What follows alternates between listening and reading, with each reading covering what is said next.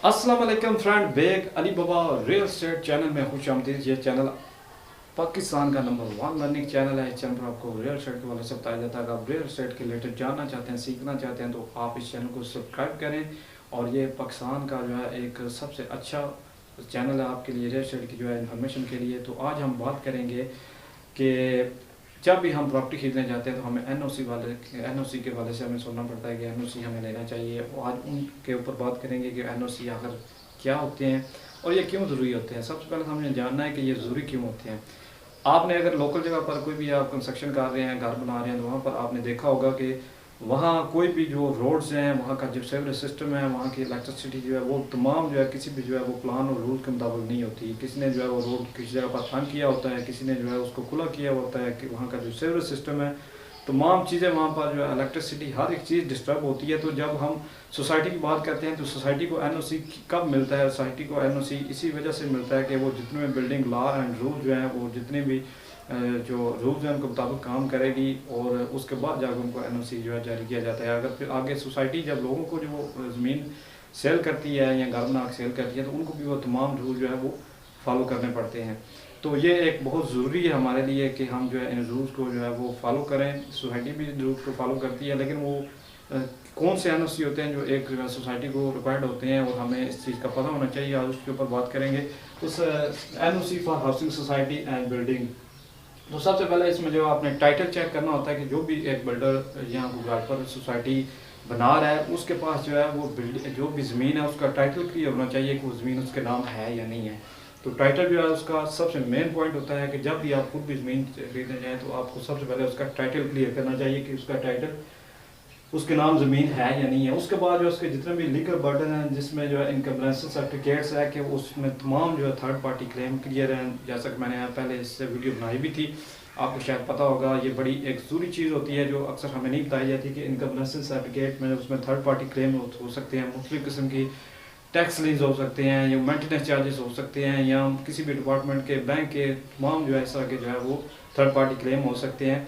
तो इस जो है दूसरे नंबर पर जो है इनकम सर्टिफिकेट जो है ये भी आपको बताना चाहिए। उस पर क्वांटिटी लैंड, कितनी लैंड एक जो है डेवलपर के पास मौजूद है। अगर उसके पास 5,000 जो है कनाल लैंड मौजूद है या 10,000 लैंड कनाल उसके पास मौजूद है, तो अगर उसकी वो फाइल ज़्यादा सेल कर देता है, वो सेलिंग कर देता है, तो ये भी एक बहुत बड़ी प्रॉब्लम है। हमें इस चीज़ का पता होना चाहिए कि उसके पास क्वान्टिटी डिपार्टमेंट क्या है, ये चेक करते हैं कि इस पर क्वांटिटी कितनी है उसकी। जो अगर बिल्डिंग बना रहे हैं तो उसकी क्वांटिटी क्या है, क्वालिटी क्या है। एक तो उसकी क्वांटिटी चेक की थी, उसके बाद उसकी जो है वो क्वालिटी बिल्डिंग की चेक की जाती है।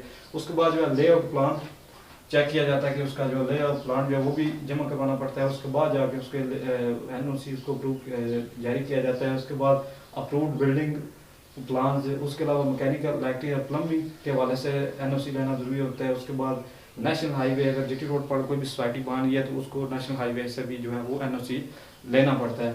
उसके बाद जो है सुई गैस जो है, जो भी वहाँ पर मिट्टी इस्तेमाल होती हैं, सुई गैस है, इलेक्ट्रिसिटी है, वो तमाम के एनओसी हमें चाहिए होते हैं। सुई गैस जो है, pipeline, electrical approval, water supply approval, fire brigadier की, वही मैंने जो आपको बात कहा है कि जहाँ रोड तंग है वहाँ पर जो है वो मसला होगा, फायर ब्रिगेड की गाड़ी जो है उसको आगे जाने में दुश्वारी पेश होगी। तो ये चीज़ भी आपने चेक करनी होती है। आपको पता होना चाहिए कि ये जो फलां जो एनओसी है ये हमें जो है चाहिए होता है। उसको एनवायरमेंटल जो एक अप्रूवल होती है उसके एनओसी भी हमें चाहिए होते हैं। उसके बाद हाइट क्लियरेंस के वाले से भी कि हाइट कितनी होनी चाहिए।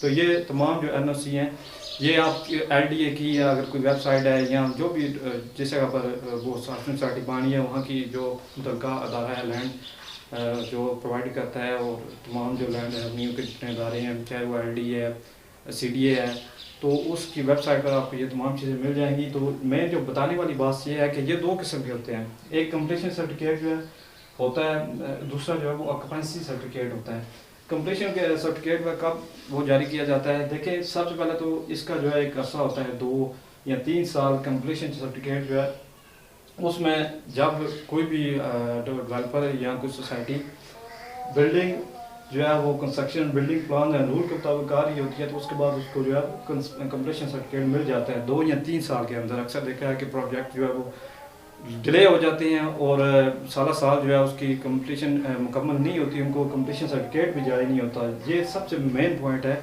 कि ये सोसाइटी अक्सर जो है पाकिस्तान में तो नहीं पता, लेकिन ओवरऑल इसको हम देखें तो ये कंप्लीशन सर्टिफिकेट जो है उस वक्त जारी किया जाता है जब आपकी बिल्डिंग जो है वो कंस्ट्रक्शन प्लान या रूल के मुताबिक हो रहे होते हैं। तो इसकी एक लिमिट होती है 2 या 3 साल, उसके बाद जो है आपको ये कंप्लीशन सोसाइटी को सर्टिफिकेट जारी किया जाता है। उसके बाद जो ऑक्यूपेंसी सर्टिफिकेट होता है कि मुकम्मल उसकी जो कब्ज़ा होता है, ऑक्यूपेंसी जो उसकी होती है वो सर्टिफिकेट उसको तब जारी किया जाता है जब जो है तमाम बेसिक कम्युनिटी वहाँ पर उसके मुताबिक काम हो रहा था। वहाँ की जो है वो फायर सेफ्टी, एनवायरमेंटल जो है लॉज, ड्यूटीज़ एंड टैक्स पे तमाम उसकी ये चीज़ें जब क्लियर हो जाती हैं तो उसके बाद जो है उसको आखिरी जो लेटर इशू किया जाता है, सर्टिफिकेट जो इशू किया जाता है वो ऑक्यूपेंसी सर्टिफिकेट इशू किया जाता है।